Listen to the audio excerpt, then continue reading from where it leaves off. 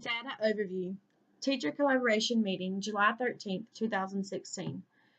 Jeff Davis Middle School, Renee Torres, ITEC 7305. The purpose of this presentation is to present an overview of data for Jeff Davis Middle School CRCT data for 3 consecutive years. The information presented will cover all groups for the school. Strengths and weaknesses will be discussed during the presentation.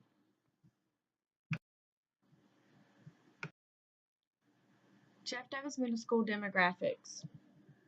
The student enrollment by subgroups for the 2011-2012 school year was a total of 668 students. As you can see here, the white population was 463, African American 122, Hispanic students 83, and the multiracial category there were no students identified. In 2012-2013 school year, there was a decrease in the number of white students. 268 was the total. 156 African American students, which demonstrated an increase in this number.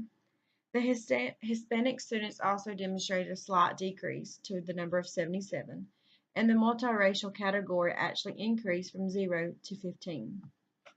For the 2013-2014 school year, white students increased once again to 421 students. African American students actually decreased to 111. Hispanics increased almost twice as many to 130, and the multiracial had an increase to number 15 to a number 20 for students.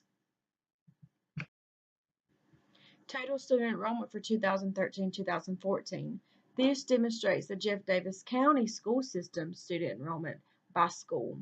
As you can see here, the Jeff Davis Primary School had 810 students. Jeff Davis Elementary School, 720 students. Jeff Davis Middle School, 716 students. And Jeff Davis High School, 822 students. For the Jeff Davis County School System, this demonstrates a total of 3,068 students for the school year of 2013-2014.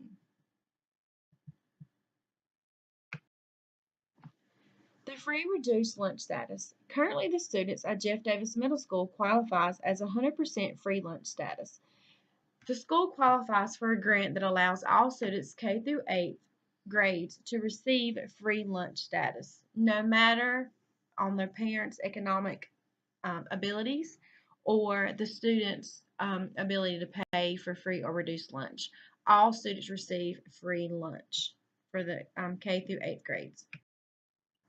The school truancy rates for Jeff Davis Middle School, as you can see here, for the 2011-2012 school year, we had a 10.3% in school students moving in and out of our school. For 2012-2013 school year, we had an increase by 3.3%. And then also for the 13-14 school year, we also had another increase of 1%. There's several reasons why students move in and out of our school system. It could be economic reasons. Maybe their parents have lost a job within our county, and so they're moving to find another job outside of our county.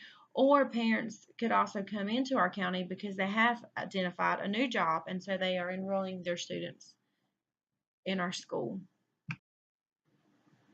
When parents withdraw their students from our school system, they don't necessarily have to give us a reason. They may just be moving out of county, as I stated previously, for job purposes.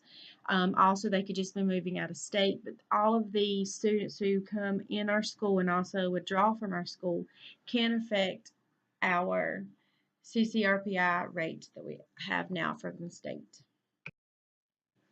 The school versus the district attendance. The total enrollment for 2013-2014. This graphic demonstrates percentage-wise how many students miss school. So for example, for the Jeff Davis Primary School, there are 5 or fewer percent students for the 2013-2014 school year who missed 5 school days or less. And as you can see throughout the graph, it shows for each school and also for the county. It seems to be that our Jeff Davis Elementary School, there's more students that miss 5 or fewer percent. but also they have a 5.4% or more students that are missing a lot of days of school. The Jeff Davis Middle School reading for 6th grade for 2013-2014.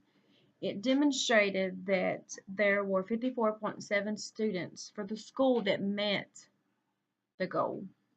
As for the state, in comparison, there was only 47.60 students that met, which demonstrates that actually the school was higher and outscored the state. But in the area of exceeds, of those students who scored higher, they were 43% for the Jeff Davis Middle School in comparison to 49.6 students for the state. In this area for the exceeds, the state actually beat the school.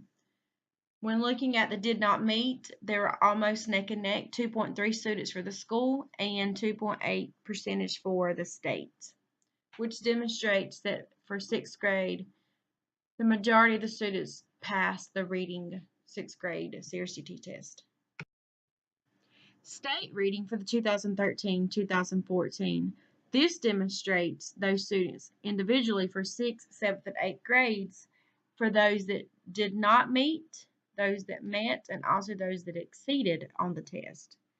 So it shows you for 6th grade there was only 2.8% in comparison to 47.60% of students that did meet the goal, that did meet the goal, and 49.6 students who exceeded the goal. In comparison to 7th grade, when you look at the meet scores, 47.6% for 6th grade in comparison to 53.0% for 7th grade. And then your 8th grade demonstrates a dip for the meets, but also exceeds area 53.2% for 8th grade, demonstrates they were the highest for in the state area for students in 6th and 7th grades. Jeff Davis Middle School Social Studies 8th grade. It shows that our students for the school met with 53.70% to pass, and the state only had 44.4%, which demonstrates that our school was able to outtest basically the state's score. But in the exceeds category, the state had more students to exceed on the test in comparison to the middle school with 30.3%. But also in comparison for those students who did not meet in the social studies 8th grade test was actually pretty high with 19.4% for the state, and then for the school was 16.1%. So overall, it looked like half of the school was actually able to pass the 8th grade social studies test. The school versus the state. Jeff Davis Middle School Social Studies 6th grade for 2013-2014. When looking at this graph, this information tells us that for the state, there was 44.8% of students who was actually able to exceed on the 6th grade social studies test in comparison to 41.1%. But students that met the goal for the school was 40.2%, which demonstrates a higher score in comparison to the state with 35.1%. The state also had a pretty high score of 20.2 of those students who did not meet on the social studies test. An area of strength for Jeff Davis Middle School when comparing it to the state. Our reading exceeded for the school, which was 53.20, in comparison to the exceeds for the state, which is 50.0. And also our met area was 43.7% in comparison to the state of 46.3%. What I really would like to point out is the did not meet area, which was really low in comparison to our met and our exceeds. So to me, the students in the 8th grade demonstrated an area of strength because they were able to either meet or exceed the standard on the test so they could pass. So it shows that the majority of the students are reading well enough to pass state assessments. An area of needs improvement that I have identified is for the social studies 7th grade for the Jeff Davis Middle School in comparison versus the Georgia schools. It looks like the exceeds category was 60.4% for the school, which is really good. But if you look at the did not meet, we were still at 13%. So we need to get the did not meet scores on up to be able to get more met, which was 26.5. So for me, an area of improvement should be for the social studies 7th grade content, because we need to make sure that there's a balance. We have several students exceeding, we have a few that are meeting, and then we still have a good bit who are not meeting the standards on the exam. What does the data tell us? How can we improve the needs improvement areas for students in 7th grade? What are some innovating teaching strategies that could be implemented to help students demonstrate more mastery in this content area? Are there any technology that we can use with those students? And also, why do we have some students entering and withdrawing from our school? Can we offer more support to those families? Thank you for listening to this presentation.